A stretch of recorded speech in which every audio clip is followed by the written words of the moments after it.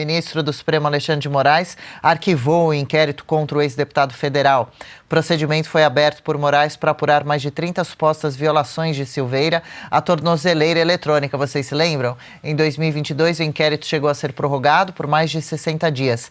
Na época, Moraes determinou novamente a prisão de Silveira, foi um pouco antes do Natal, né? Por suposto desrespeito à decisão. Silveira foi preso inicialmente por ofensas ao tribunal, mas recebeu regime domiciliar. Como disse o doutor André Marcília para a gente agora há pouco, como que é esse local em que o Daniel Silveira está, que conseguiram criar para ele, né? É uma área como se fosse de fazenda no Rio de Janeiro, uma colônia. Em Magé, né? Não, mas não é de colônia agrícola. Deve ser uma delícia, assim, tem né? outras pessoas junto com ele? Ou como que funciona? Não fizeram para ele. O problema é que são pouquíssimas no Brasil, né? E justamente porque, então, não há esse instrumento, as pessoas, em vez de estar na colônia, vão para casa e ficam com tornozeleira. E esse foi um dos pedidos feitos para o Daniel Silveira, até para a pessoa conseguir trabalhar e tal, porque, enfim, você tem que ir para a colônia, você não consegue cumprir o horário de trabalho, tem todo uma logística envolvida nisso. E aí, nesse caso, eles mandaram ele para a colônia, pelo menos inicialmente.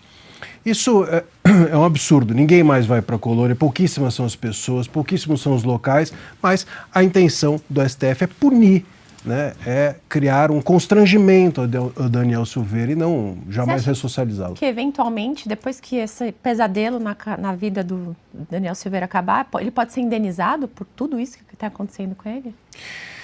Paula, eu acho que todo mundo, se a gente fosse levar a sério o Brasil, todos os réus do dia 8, todas as pessoas que de alguma forma participaram desses inquéritos desde 2019, de todos eles, dos inquéritos das fake news, dos inquéritos das milícias, dos inquéritos dos atos antidemocráticos e mesmo do inquérito do golpe, deveriam ser indenizadas. Por quê? Porque todos eles nascem de uma total e completa ilegalidade. Se a gente for pensar, nós estamos hoje vivendo no Brasil, desde 2019, sob julgo, sob tutela do regimento interno do STF. Nada, absolutamente nada na nossa Constituição respalda as pessoas serem julgadas pelo STF como se fosse uma primeira instância, como se o STF fosse uma delegacia. Então, nós estamos ilegais, vamos dizer assim, no Brasil, desde 2019. Todas essas pessoas que passaram por algum perrengue nesse momento nas mãos dos ministros, entendo eu, que deveriam ser indenizadas. Na prática, não vão.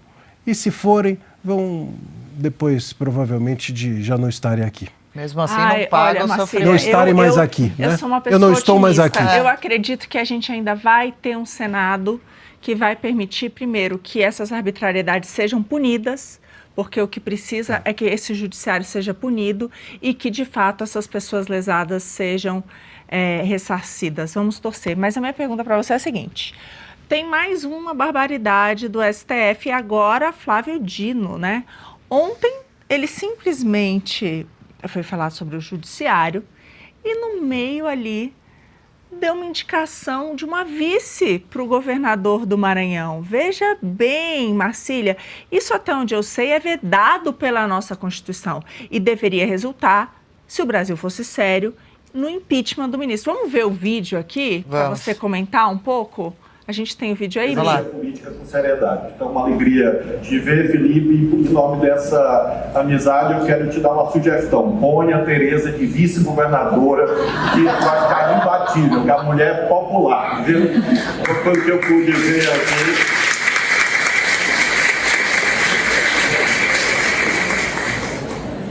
Eu acho que só um empecilho, ela não tem a idade constitucional ainda, né, para poder exercer esses cargos, tem que ter mais de 21 anos.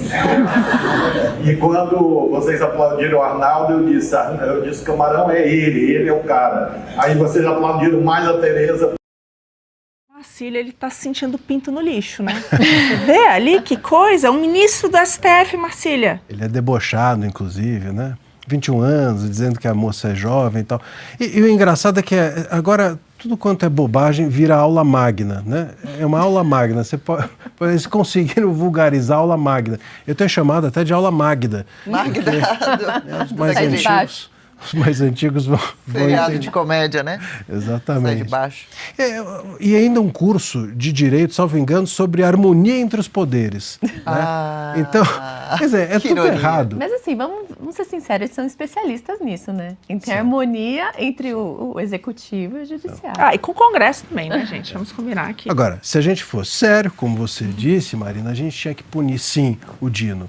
Aqui é quebra de decoro, que é motivo de impeachment pela lei de impeachment em relação a ministros, e é quebra total de impessoalidade, né? Porque você pessoaliza a sua predileção para cargos políticos, sai do seu lugar de ministro e desce as suas predileções de gosto político, indicando, inclusive fazendo costuras ou possíveis política costuras. partidária, Que também é não apenas punido pela Constituição, mas punido pela própria LOMAN, que é a Lei Orgânica da Magistratura, e que, enfim, hoje virou também uma piada. Hoje, a Lei Orgânica da Magistratura é usada para punir juízes que se manifestam em redes sociais contrários ao STF, de forma contrária ao STF, mas não pune o STF que se manifesta sobre tudo e todos do pior jeito possível.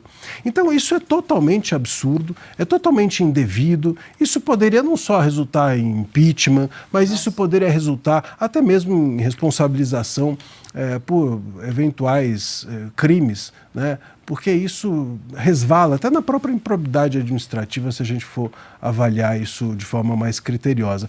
Mas não vale.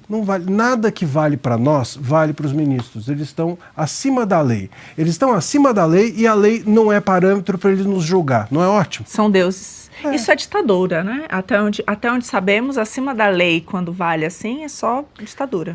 Veja, se a gente fizer o seguinte raciocínio, a Constituição é o que dá legitimidade aos povos, pelos parlamentares fizemos a Constituição. A Constituição dá legitimidade aos ministros. Se eles pegam a Constituição e jogam fora, eles não têm legitimidade.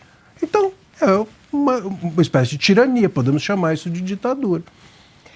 E a gente está vendo o presidente Lula viajando lá para o Oriente, visitou Putin, que é ditador, agora foi lá na China visitar o Xi Jinping também, que é um ditador, e trazendo e se encantando, né? Fazendo homenagens e falando que é um modelo a ser seguido, né? Como é que a gente vai impedir essa vergonha que o Lula está fazendo a gente passar mundialmente? Foi mal visto no mundo inteiro, né, Marcília? E é o modelo mesmo a ser seguido, a STF está seguindo. A gente tem hoje, é engraçado, eu estava até vendo isso, essas parcerias entre o STF brasileiro e o STF chinês, vamos dizer, que não é de hoje, já há notícias de meses do Brasil fazer parcerias. Imagina, para monitorar as redes, hein? Para monitorar as redes e parcerias educacionais, né, a respeito de leis e etc.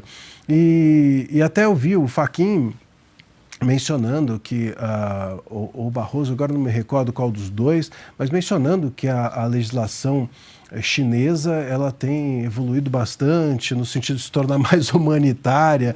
É incrível. Quem confia? Pois é, a gente vai chegar lá. Né? Porque se você pensar o que é um regime judicial tirânico, é justamente você criminalizar a opinião das pessoas que são contrárias ao governo, né? E o resto você julgar do jeito que você quer. É exatamente o que acontece aqui. A lei vale para os inimigos, né? Você queria aquela coisa, a lei para o inimigo e para o amigo é completamente diferente. Só que aqui no Brasil é assim, aos amigos tudo, aos inimigos o STF, não é a lei. Não é a lei, é verdade, é verdade. Legal, gostou desse corte? Estamos ao vivo de segunda a sexta-feira, das 10 ao meio-dia, no YouTube da Revista Oeste. Eu, Marina Helena, Adriana Reide e Paula Camacho analisamos as principais notícias do dia. E siga as nossas redes sociais, @oestcom.elas.